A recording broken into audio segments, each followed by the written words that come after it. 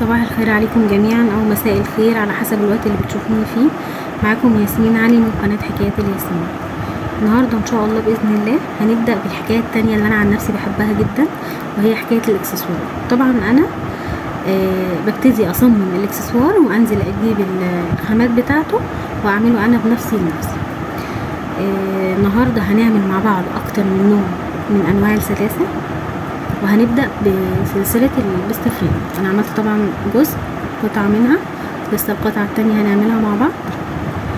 فنبدأ ونقول بسم الله الرحمن الرحيم. هنبتدي نجيب السلسلة التانية. طبعا انا مقفلها من ناحية. بنحتاج لها ايه الاول؟ طبعا احنا كده كده بنحتاج البنسة مع بعض في اي شغل خاص بالايه، بالاكسسوارات. ده الكفر بتاع الستوبر، وده الستوبر. تمام. الناحية التانية لما نيجي نعمل الناحية التانية ونقفلها هوريكم قفلت دي ازاي. فهنبتدي نجيب السلسلة كده، ونجيب حلقة اللي هي الحلقة المعدن ده، نبتدي ندخلها كده. تمام.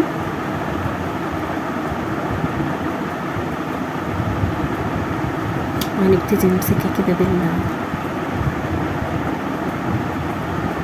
بالبنسة.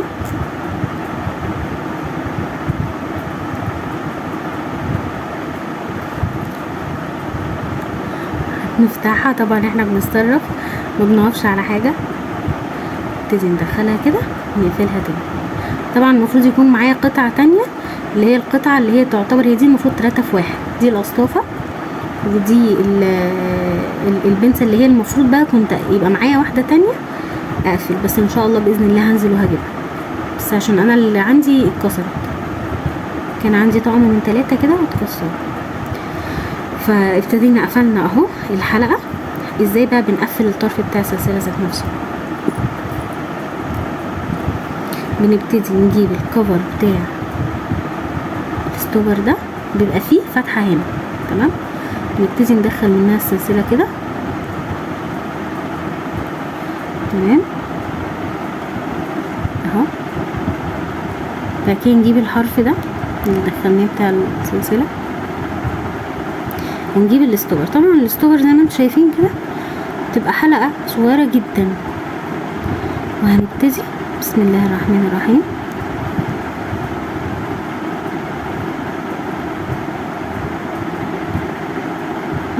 ندخلها. بسم الله. هي بتبقى رخمة شوية، بس في الاخر بتتعمل يعني. بسم الله. اهي دخلني. هنعمل بقى ايه؟ هنيجي بالجزء بتاع البنسة اللي هو اللي في النص ده، نخليها كده على الطرف خالص، وهنبتدي نضغط عليها كده نقفلها.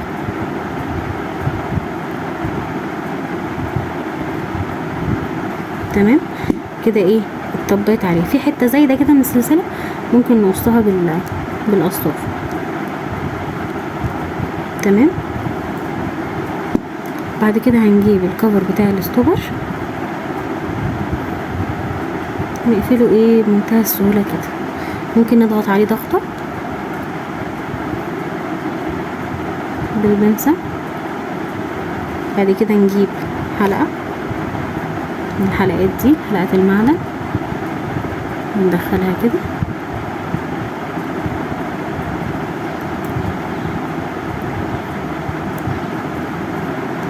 ونجيب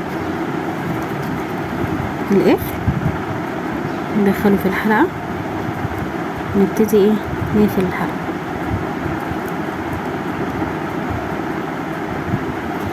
وبكده نبقى خلصنا الايه. لا لسه هنعمل الحلقة من الناحية التانية. بسم الله.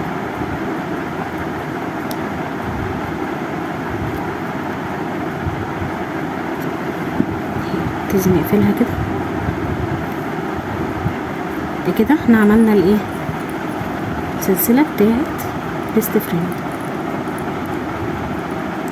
ندخل بقى على النوع التاني من السلاسل، وهي السلسلة اللي عاملة زي الجنزير كده. هنبتدي نمسك السلسلة ونقسمها بالنص عشان نجيب النص بتاعها بالظبط. هنمسك الحلقة اللي هي دي ندخلها كده، وطبعا دي اللي طلبتها مني واختارت القطعة دي.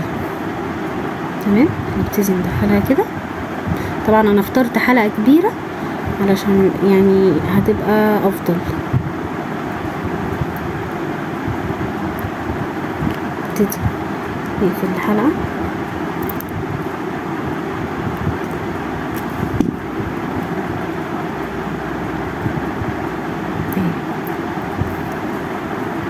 نبتدي بقى نجيب حرف السلسلة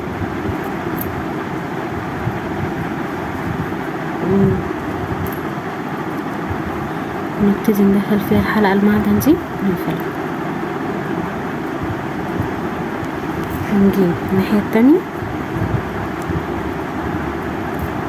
طبعا السلاسل دي يا جماعة في منها معدن وفي منها دهب صيني، يعني السلسلة دي كانت دهب صيني، اما السلسلة دي فهي كانت معدن، بس معدن نوع نظيف يعني مبيغيرش لونه.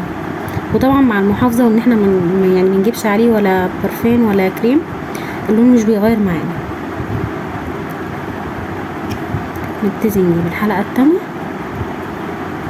كده ونركب فيها القفل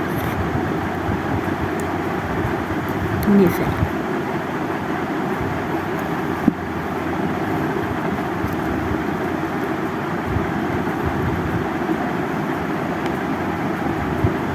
كده نبقى خلصنا الايه السلسلة التانية. شكلها شيك جدا. ندخل بقى على النوع التالت اللي انا عن نفسي بفضله، هي السلسلة الايه الجلد.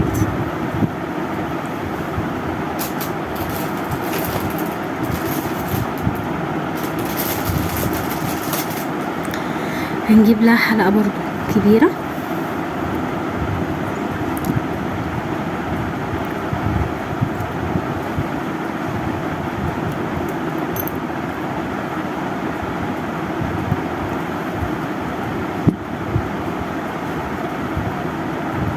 طبعا انا مقفلاها برضو من ايه من الناحية التانية. ازاي دي بقى بتتقفل القفلة دي؟ نبتدي نجيب القفل ده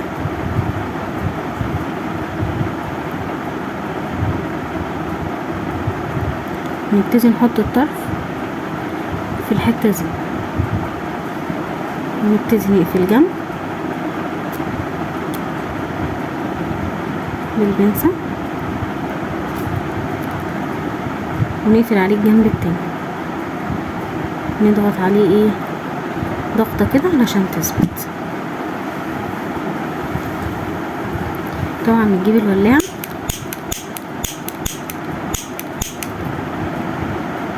المفروض ان احنا بنلسع الحتة دي كده علشان تبقى مظبوطة. بعد كده هنجيب الحلقة بتاعتنا ندخلها من هنا كده، ندخل برضو القفل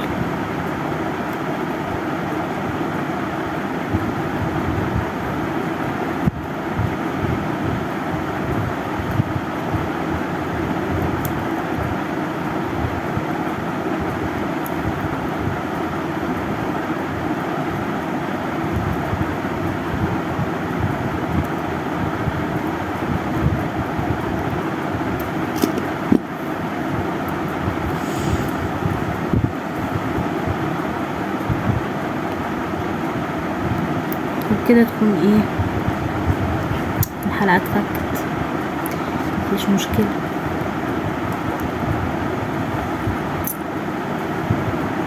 نعملها تاني مع بعض،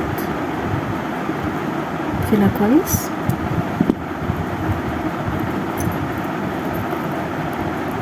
كده نبقى خلصنا الشكل التالت. نرجع دي مكانها. الشكل التالت من السلاسل اللي معانا. وبكده نكون خلصنا حلقتنا. يا رب الفيديو يكون عجبكم، ولو في اي سؤال او استفسار سيبوهولي في التعليقات، وان شاء الله اشوفه واجاوب عليه. اشوفكم ان شاء الله المرة الجاية على خير.